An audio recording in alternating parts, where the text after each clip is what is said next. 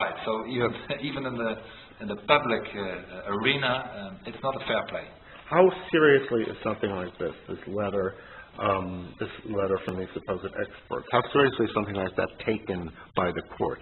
Well, I don't know yet. They said that they would going to write a letter every month, I believe, to the court explaining that what I said is wrong and that my defense is wrong.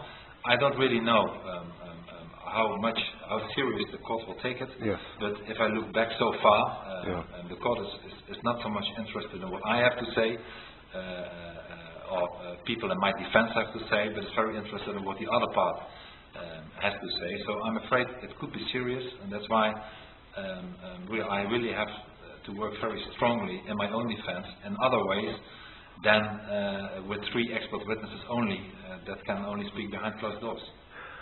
I want to ask you something that's rather personal. What do you think it is about you, Geert Wilders, that brought you to this place?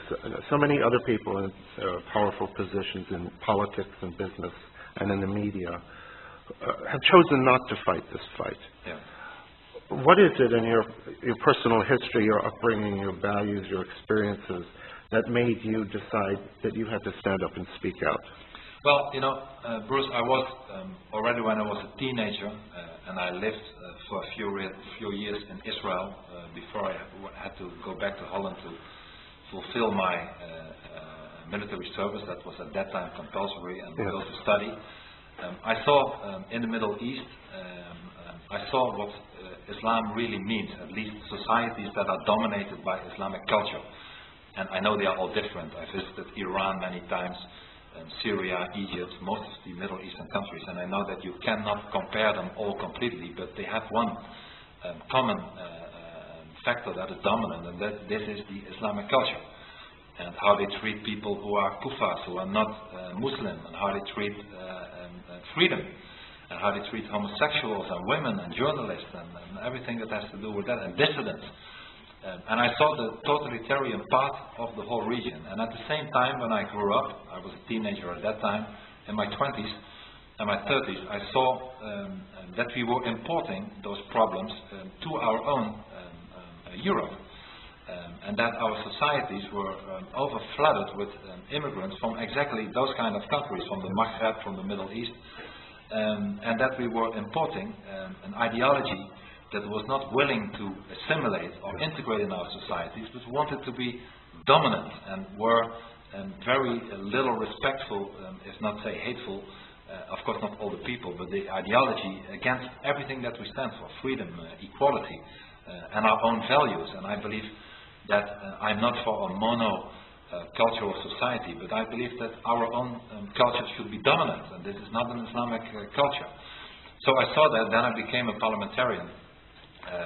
I traveled, I studied it, and I thought, well, things have to change. I remember that in the Dutch Parliament in the year of 1999, I just became an MP for my party that I left later. Yes. I put forward a resolution in Parliament in 1999, 2 years before 9/11, and I said, well, Islam is a threat. The government should take it seriously and should study it and take measures against it, and the immigration. And everybody at that time was looking to me, what is this guy talking about? He's a crazy guy, he's a fool, what is he doing?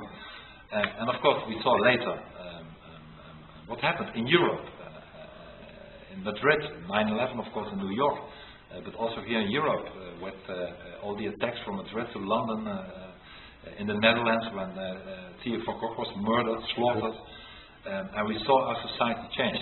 So I thought, well, I have to stand up.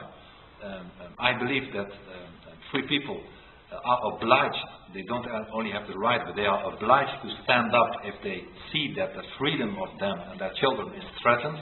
I believe our freedom is threatened. Yes. So I have no alternative than to stand up. Of course, at that time I didn't know I would get in so much trouble, security-wise and otherwise, but still I have not 1 second have had any regret. And I'm still very, very confident that I should continue whatever court cases or things will happen to me.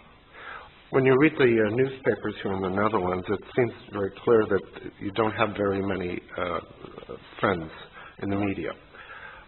How much of this country, however, do you feel is behind you? Well, I think like I said, a growing amount of people. There is an enormous gap in the Netherlands between the political elite and the vox populi, the voice of the people. And well, if there would be elections today in Holland, according to almost all the polls for already half a year or a year, we would have something between 25 and 30 seats in our 150-seated lower house, which means that there is something between 15 and 20% of the vote. So we are popular, not like a majority of the people, but in 3 years' time we went from 9 seats in Parliament to an any poll now between 25 and 30 seats in Parliament. So we tripled our popularity today. And this is not only because what my party, the Party for Freedom Party says, but also because of the people are angered that the political elite, the ruling parties in Holland, are still ignoring the problem, are very irresponsible, are only talking about the good sides of Islam and things like that. So I believe that a growing amount of people, fortunately, is supporting it, and at the same time, the more that we grow in popularity, the more our enemies become nasty as well.